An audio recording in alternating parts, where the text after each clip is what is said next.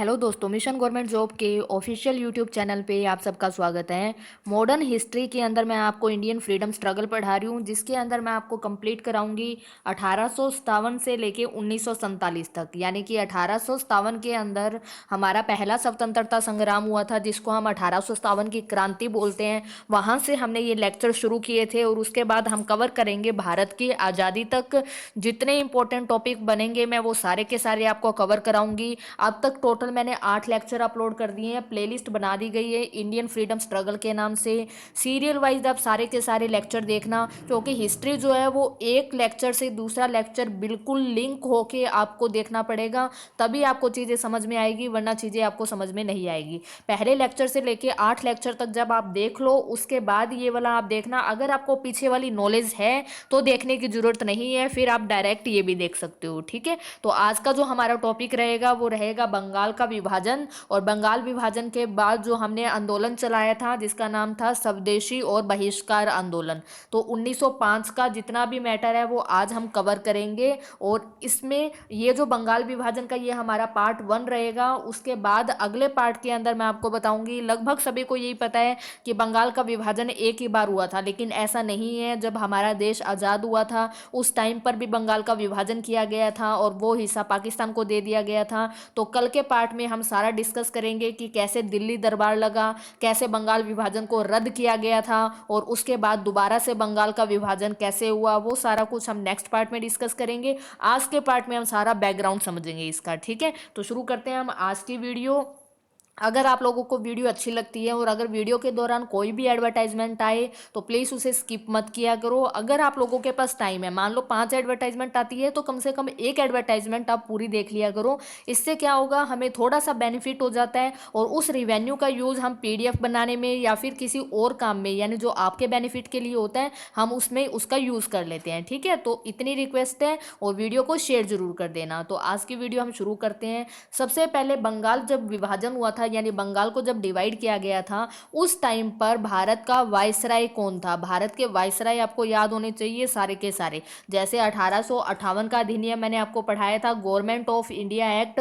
इसमें कंपनी के शासन को खत्म किया गया था और भारत में ब्रिटिश क्राउन का शासन आ गया था, और उसके द्वारा जो भारत का गवर्नर जनरल हुआ करता था उसका नाम चेंज करके भारत का वायसराय कर दिया। तो ये भी याद रखना, किस अधिनियम के द्वारा भारत का वायसराय बनाया गया था? तो 1858 के अधिनियम के द्वारा बनाया गया था। और उसके बाद जितने भी आएंगे वो सारे वायसराय होंगे। अब जो ये बंगाल विभाजन के टाइम पे था वो कौन था? लॉर्ड कर्जन था। ठीक है, कब से कब तक था इसका कार्यकाल? तो 1899 से लेके 1905 तक। 1899 से लेके 1905 तक ये भारत का वायसराय रहा था। यानी ब्रिटिश जो ताज होता है, ब्रिटिश क्राउन की तरफ से ये प्रतिनिधित्व कर रहा था भारत का।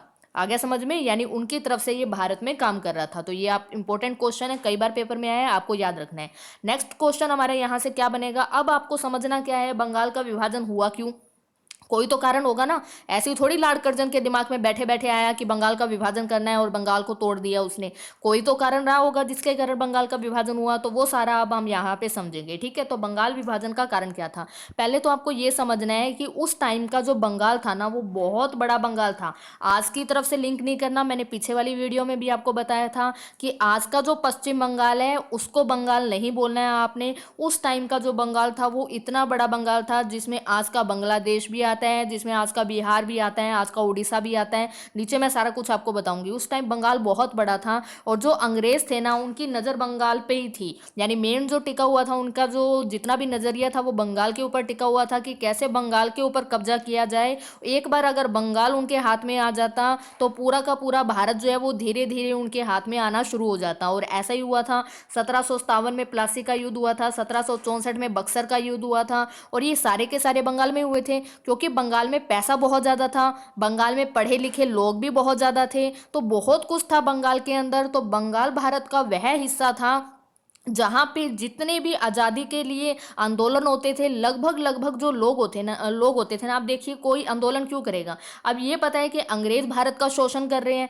अब अंग्रेज भारत का शोषण कर रहे हैं, ये तो सबको पता चल गया। अब इस बात को समझने के लिए क्या चाहिए होती है, हमें शिक्षा चाहिए होती है, ठीक है। और बंगाल भारत का उस टाइम पर वो हिस्सा हुआ करता था जहाँ पे सबसे ज़्यादा शिक्षित और पढ़े लिखे लोग थे। और जब एजुकेशन हमारी लाइफ में आती है ना, तो हमें हमारे अंदर जो सोचने समझने की जो शक्ति है ना, वो अपने आप आ जाती है कि क्या सही है और क्या गलत है। अब सबको पता था कि अंग्रेज गलत कर रहे हैं, लेकिन कई लोगों को ये भी लगता था कि अंग्रेज जो है वो भारत के फायदे के लिए कर रहे हैं, जो भी कर रहे हैं वो भारत के बेनिफिट के लिए कर रहे हैं, ठीक है। अब जो पढ़े लिखे लोग हैं उनको समझ में आ रहा था कि भारत का कोई बेनिफिट नहीं है, इसमें सारा बेनिफिट जो है अंग्रेजों में है। तो वो जितने भी आंदोलन होते थे लगभग लगभग सारे बंगाल में ही होते थे। भारत को आज़ादी दिलाने के लिए लगातार वहाँ पे कोशिश कर रहे थे वो। हाँ, वो छोटे लेवल पे ही होते थे लेकिन होते रहते थे, ठीक है। और बंगाल में पैसा भी बहुत ज़्यादा था, ठीक है। और वहाँ के लोग शिक्षित भी थे, ये मैंने आपको बता दिया। और लगातार वो कोशिश कर रहे थे भारत को आज़ादी दिलाने की। और उस समय एक बहुत इंपॉर्टेंट फैक्टर आपको याद रखना है कि कांग्रेस की स्थापना अंग्रेजों ने की थी। कब की थी? 1885 में। किसने की थी कांग्रेस की स्थापना? ए ओ हयूम ने की थी। मैंने आपको पहले बताया था कि पूरा का पूरा कांग्रेस मैंने आपको पढ़ा दिया। कांग्रेस की स्थापना ए ओ हयूम ने की थी 1885 में। दो थ्योरी थी कांग्रेस की स्थापना के पीछे। एक तो कि अंग्रेजों ने, जो ए ओ हयूम था, इसने भारतीयों के बेनिफिट के लिए कांग्रेस की स्थापना की थी क्योंकि ये काफ़ी अच्छा था। एक ये थ्योरी थी। उसके बाद सेकंड थ्योरी क्या कहती है कि अंग्रेजों ने कांग्रेस की जो स्थापना थी वो सेफ्टी वॉल्व के रूप में की थी, क्योंकि उनको लग रहा था कि अलग अलग लोग जो है कोई आंदोलन ना कर दे, कहीं कोई टुकड़ों में आंदोलन ना कर दे। एक ऐसा संगठन होना चाहिए जिसके द्वारा लोग आराम से कांग्रेस के अंदर आए और अपनी बातों को अंग्रेजों तक पहुंचाए। और उसके बाद अंग्रेज जो है वो लंबा प्रोसीजर लेके जाए, उनकी बातों को कब माने कब ना माने, ये पूरा का पूरा उनकी प्लानिंग थी। लेकिन उनको ये पता नहीं था कि एक जो छोटी सी जो कांग्रेस जो उन्होंने ऐसे ही स्थापित करी थी, वो इतना बड़ा संगठन बन जाएगा। 1885 से लेके जब तक बंगाल का विभाजन हुआ था तब तक कांग्रेस पूरे भारत में फैल चुकी थी। अब अंग्रेजों को डर था। जब 1857 की क्रांति हुई थी ना, वो क्रांति फेल क्यों हो चुकी थी? क्योंकि उस टाइम पर कोई संगठन नहीं था। चार बंदे यहां से लड़ रहे थे, चार बंदे यहां से लड़ रहे थे, चार बंदे यहां से लड़ रहे थे। एक कोई प्रॉपर लीडर नहीं था, कोई एक प्रॉपर संगठन नहीं था जो पूरी की पूरी क्रांति को लीड कर सके। अब अंग्रेजों के मन में कहीं ना कहीं एक डर था। अब डर क्यों था? क्योंकि 1885 से लेके 1905 तक कांग्रेस लगभग पूरे भारत में फैल चुकी थी और उसकी मांगे लगातार बढ़ती जा रही थी। वो भारत में बहुत सारे अधिनियम भी आए थे। 1892 का अधिनियम आया था, मैंने आपको कराया था पूरा का पूरा। अब जो लोग थे, वो कांग्रेस के जो लोग थे, कांग्रेस के जो लीडर थे, वो मांग कर रहे थे कि जो चुनाव होते हैं उनके अंदर हमारा पार्टिसिपेशन होना चाहिए, बजट के ऊपर बोलने का हमें अधिकार होना चाहिए। तो उनकी मांगे जो है वो धीरे धीरे बढ़ती जा रही थी। और जैसे जैसे उनकी मांगे बढ़ती जा रही थी, अंग्रेजों के मन में डर भी बढ़ता जा रहा था। डर क्या था? कि 1857 जैसी क्रांति दोबारा ना हो जाए, कहीं लोग इकट्ठा होकर अंग्रेजों के नाम दोबारा क्रांति ना कर दे। 1857 में तो कोई संगठन नहीं था, लेकिन अब तो एक बहुत बड़ा राजनीतिक संगठन था जिसका नाम कांग्रेस था। अगर अब वैसा ही कोई आंदोलन हुआ तो भारतीय लोगों को रोक पाना बहुत ज़्यादा मुश्किल हो जाएगा। इसलिए अंग्रेज जो थे वो काफ़ी डरे हुए थे। अब उन्होंने क्या सोचा, मन ही मन क्या चल रहा था, कांग्रेस की मांगे बढ़ रही थी और लगातार बढ़ रही थी, तो अंग्रेजों ने एक चाल चली। किसने एक चाल चली? जब 1899 के अंदर भारत का वायसराय बनकर लॉर्ड कर्जन आया, तो वो लगातार ये सोच रहा था कि ऐसा क्या किया जाए कि हम भी बुरे ना हो, लोगों की नज़रों में अंग्रेज भी बुरे ना हो, और कुछ ऐसा किया जाए कि भारत की जो जनता है वो आपस में ही लड़ने लग जाए। उसने पूरा 5-6 सालों तक उसने पूरे भारत का सर्वे किया और उसने ये चेक किया कि भारत के लोगों को आपस में लड़ाना बहुत ज़्यादा आसान है। क्योंकि कोई भी छोटी बात, हाँ हाँ, जब मुश्किल आती है तो भारत के सारे लोग एक साथ हो जाते हैं, लेकिन भारत के लोगों की यूनिटी तोड़ना भी बहुत आसान होता है। और अंग्रेज तो वैसे भी बहुत चालाक होते थे। तो लॉर्ड कर्जन ने क्या सोचा? उसने उसने सोचा कि ये जो बहुत बड़ा बंगाल है, क्यों ना मैं इसके टुकड़े कर दूं। अब ये टुकड़े ऐसे तो नहीं है कि पूरा बंगाल है, उसने सोचा ऐसे टुकड़े कर दो। उसने बहुत बड़ी प्लानिंग करी थी। उस प्लानिंग के आधार पर बहुत, ये जो बंगाल था इसको डिवाइड किया गया था। क्या उसकी प्लानिंग थी वो अभी हम समझेंगे पूरा का पूरा। यहाँ पे समझिए पहले तो लॉर्ड कर्जन ने लोगों को क्या बताया कि बंगाल का विभाजन क्यों किया जा रहा है। उसने क्या बताया था, लॉर्ड कर्जन ने बताया कि बंगाल बहुत बड़ा क्षेत्र है, एक्चुअल में बहुत बड़ा था वो, और इतने बड़े क्षेत्र को एक साथ संभालना बहुत कठिन है और वहाँ के प्रशासन को देखना भी बहुत ज़्यादा कठिन था। इसलिए बंगाल का विभाजन कर दिया जाएगा और जब वो अलग अलग पार्ट्स में डिवाइड होगा तब उसको जो है संभालना बहुत आसान हो जाएगा, उसके ऊपर कंट्रोल करना आसान हो जाएगा। लेकिन एक्चुअल में रीज़न ये नहीं था। जो पढ़े लिखे लोग थे उन्होंने उनको आराम से समझ में आ रहा था कि लॉर्ड कर्जन की क्या मंशा थी, किस लिए वो बंगाल को तोड़ना चाहता है। उसने कारण तो ये बताया था कि बंगाल बहुत बड़ा है, इसको संभाल नहीं सकते, वैसे इतने बड़े क्षेत्र को संभालना बहुत मुश्किल था। लेकिन पहले भी तो संभाल ही रहे थे ना, ये तो है नहीं अभी इससे संभाला, लॉर्ड कर्जन आया उसके बाद ही बंगाल बना था। बंगाल तो बहुत टाइम से था, जब से ईस्ट इंडिया कंपनी आई तब से था। उसने बंगाल को जीता भी था, बंगाल चल भी रहा था, भारत में बहुत पैसा भी था, सारा कुछ सही चल रहा था। अब उसके दिमाग में क्या आया, बंगाल को तोड़ दो। रीजन क्या बताया, बंगाल बहुत बड़ा है, अगर इसको हम डिवाइड कर देंगे तो इसको चलाना आसान हो जाएगा, इसका प्रशासन करना बहुत आसान हो जाएगा, एडमिनिस्ट्रेशन करना आसान हो जाएगा। लेकिन जो एजुकेटेड पीपल थे उनको समझ में आ रहा था कि बंगाल विभाजन भारतीयों के फायदे के लिए नहीं है, बंगाल विभाजन किसके लिए था, अंग्रेजों के फायदों के लिए था। अंग्रेजों का क्या फायदा था, लॉर्ड कर्जन बहुत ज्यादा इंटेलिजेंट था, उसके दिमाग में क्या आया, फूट डालो और शासन करो की नीति। यानी भारत में अगर लंबे टाइम तक रहना है तो भारत के लोगों को आपस में ही लड़ा दो और आराम से शासन करो, कोई भी प्रॉब्लम नहीं आएगी। अंग्रेज साइड में रह जाएंगे और जनता आपस में ही लड़ती रहेगी। और इसी चीज का बेनिफिट जो था वो अंग्रेजों ने उठाया और ये जो रणनीति है उनकी, और ये काफी हद तक कामयाब भी रही। और यहीं से एक नए स्टेट का, एक नए देश का भी निर्माण होगा जो पाकिस्तान कहलाएगा। ठीक है, तो यहीं से नींव भी पड़ जाती है कहीं ना कहीं पाकिस्तान बनने की। तो फूट डालो शासन करो की नीति थी इसमें। अब यहाँ पे समझ लीजिए, यहाँ पे मैंने सारा कुछ लिखा है कि अंग्रेजों को डर था कि 1857 की क्रांति जैसा कुछ दोबारा ना हो जाए। उस टाइम तो कोई भी संगठन नहीं था, लेकिन अब एक बहुत बड़ा संगठन है, तो कोई अगर आंदोलन हुआ तो उसे रोकना बहुत ज़्यादा मुश्किल हो जाएगा। और इस सब के लिए उसने क्या सोचा कि भारत को आपस में ही लड़वा दिया जाए। अब लड़वाएं कैसे भारत को, ये भी तो था ना। अब उसने देखा कि भारत में जो दो धर्म है वो सबसे प्रमुख थे। बहुत सारे धर्म होते हैं ना, ईसाई भी था, हिंदू भी थे, मुस्लिम भी थे, सिख भी थे। ठीक है, उन्होंने क्या सोचा, जो मुस्लिम और हिंदू है ना, इनके बीच में आपस में कटर पटर चलती रहती है, तो भारतीयों को धर्म के आधार पर लड़ाने की उसने प्लानिंग सोची और वो प्लानिंग उसकी काम कर गई। ठीक है, तो अब यहाँ पे मैंने नोट दिया है, प्रशासनिक दृष्टिकोण से बंगाल का विभाजन नहीं किया गया था, बल्कि उनके माइंड में क्या चल रहा था, धर्म के आधार पर भारतीयों को अलग कर दिया जाए। आ गया समझ में। अब यहाँ पे समझिए पूरा का पूरा बंगाल विभाजन, कारण मैंने आपको बता दिया। एक सिंपल पॉइंट आपको याद रखना है, कांग्रेस की मांगे लगातार बढ़ रही थी। उस टाइम पर लॉर्ड कर्जन भारत का वायसराय था, उसके माइंड में लगातार चल रहा था कि ऐसा क्या किया जाए कि भारत की जनता आपस में ही लड़ने लग जाए। तो उसके दिमाग में आया बंगाल को तोड़ दो। अब तोड़ने के लिए रीजन तो देना पड़ेगा कोई ना कोई, तो बंगाल को डिवाइड करने का रीजन क्या दिया कि बंगाल बहुत बड़ा है, उसको संभालना मुश्किल है। ठीक है, लेकिन एक्चुअल में क्या था, भारतीयों को धर्म के आधार पर डिवाइड कर दिया गया और फूट डालो और शासन करो की नीति वहां पे अप्लाई की गई। ठीक है, अब समझिए यहाँ पे बंगाल का विभाजन और उसका विरोध। अब उस टाइम का जो बंगाल था, संयुक्त बंगाल, संयुक्त बंगाल में क्या क्या आता था, आज का हमारा पश्चिम बंगाल, आज का बिहार, आज का उड़ीसा, आज का असम और पूर्वी बंगाल। ठीक है, पूर्वी बंगाल क्या है, पूर्वी बंगाल आज का बांग्लादेश है। ठीक है, कल की वीडियो में जो नेक्स्ट पार्ट होगा ना उसमें मैं आपको बताऊंगी कि बांग्लादेश कैसे बना। 16 अक्टूबर 1905 को क्या हुआ था, बंगाल का पहली बार विभाजन हुआ था। मैंने आपको बताया था बंगाल का 2 बार विभाजन होगा, एक पार्ट आज हम कवर करेंगे और एक पार्ट हम नेक्स्ट में कवर करेंगे। तो बंगाल विभाजन कब हुआ था, 16 अक्टूबर 1905 को हुआ था। डेट आपको याद रखनी है। ठीक है, बंगाल को 2 टुकड़ों में डिवाइड कर दिया गया था। पहला जो हिस्सा था उसका नाम क्या था, उसके अंदर क्या क्या आता था, पश्चिम बंगाल, बिहार और उड़ीसा। ठीक है, ये पहले हिस्से में, यानी ये पूरा बंगाल है, इस साइड वाला पड़ गया हमारा पश्चिम बंगाल, बिहार और उड़ीसा। और इस साइड वाला जो हिस्सा था हमारा पूर्व होता है ना, इस साइड आपको पता होना चाहिए। आज आप सारे लोग पढ़ते हो कि पश्चिम बंगाल, पश्चिम बंगाल, अगर पश्चिम बंगाल है तो पूर्वी बंगाल भी तो होगा ना कुछ ना कुछ। ये भारत होता है हमारा पूरा का पूरा, ये ईस्ट है और ये वेस्ट है। तो इस साइड ये पूरा का पूरा बंगाल है, इस साइड वाला जो हिस्सा है वो पश्चिम बंगाल, और इसी पश्चिम बंगाल से बाद में जो बिहार और उड़ीसा अलग हो जाएंगे। ठीक है, तो इस पश्चिम बंगाल के अंदर ही आज का, उस टाइम का जो बंगाल था उसमें बिहार और उड़ीसा भी इंक्लूड था। और इस साइड क्या था, पूर्वी बंगाल और असम का कुछ पार्ट था। ठीक है, और पूर्वी बंगाल की राजधानी किसको बनाया गया था, तो ढाका को बनाया गया था। और जो पश्चिमी बंगाल था उसकी राजधानी क्या थी, तो उसकी राजधानी कोलकाता थी। ठीक है, उस टाइम पे जो बंगाल था ना, इस साइड वाला जो बंगाल था, उसमें आज का बिहार और आज का उड़ीसा, ये सारा कुछ इंक्लूड था, ये आपको ध्यान रखना है। आगे समझ में।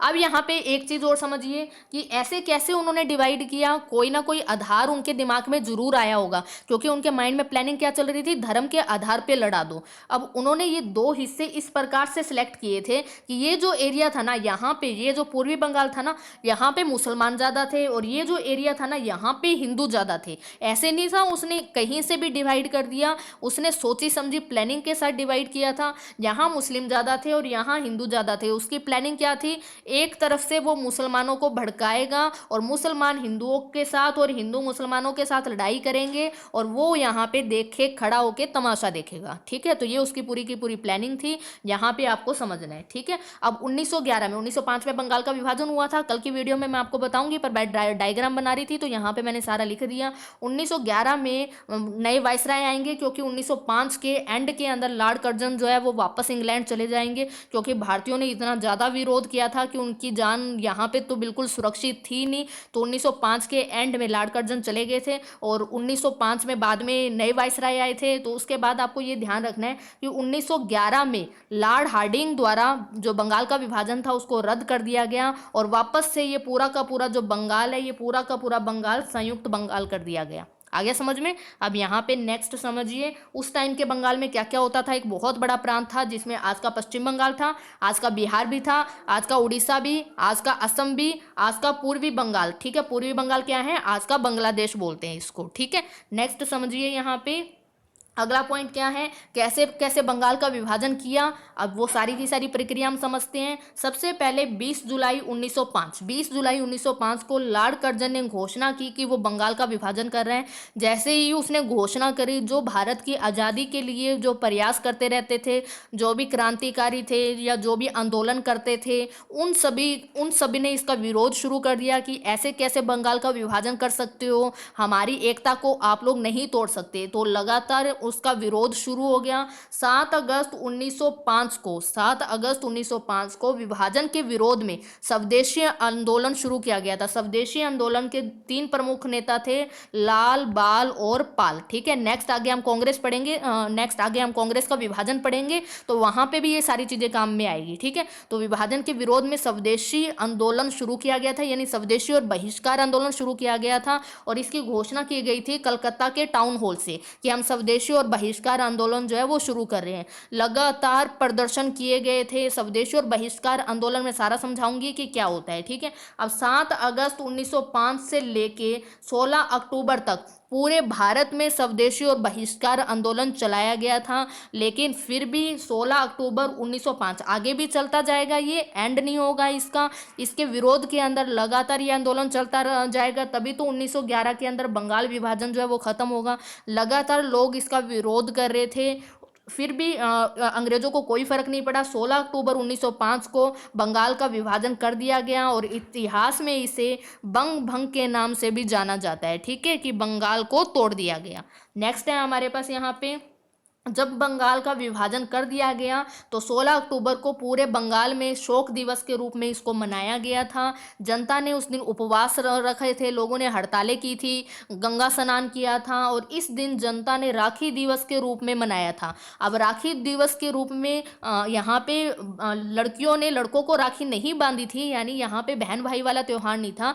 यहाँ पे हिंदू भाइयों ने मुस्लिम भाइयों को राखियाँ बांधी थी, मुस्लिम भाइयों ने हिंदू भाइयों को राखियाँ बांधी थी, ये दिखाने के लिए कि हम भारत के लोग एक हैं। भले ही बंगाल को डिवाइड कर दिया गया है, लेकिन जो हमारी एकता है उसको जो है कभी भी डिवाइड नहीं किया जा सकता। और रविंद्रनाथ टैगोर ने यहाँ पे लिखा भी था, अमार सोनार बंगला, यानी कि अमार सोनार बंगला का अर्थ है मेरे सोने जैसा बंगाल, यानी कि हमारी एकता इतनी ज़्यादा है कि इसको कोई भी नहीं तोड़ सकता है। ठीक है, तो 16 अक्टूबर के दिन लोगों ने अलग अलग रूप से इसको मनाया बनाया था ताकि अंग्रेज़ों को ये शो किया जा सके कि हम कभी भी अलग नहीं हो सकते, भले ही बंगाल के कितने भी टुकड़े आप लोग कर दो। लेकिन ऐसा हुआ नहीं था, अंग्रेज़ों की जो चाल थी उसमें वो पूरी तरीके से कामयाब रहे थे। ठीक है, अब यहाँ पे बंगाल विभाजन में जो पश्चिम बंगाल था उसमें हिंदू बहुत ज़्यादा थे, पूर्वी बंगाल में मुस्लिम बहुत ज़्यादा थे। बंगाल का विभाजन करने के बाद अंग्रेज़ों ने मुसलमान को लगातार भड़काना शुरू कर दिया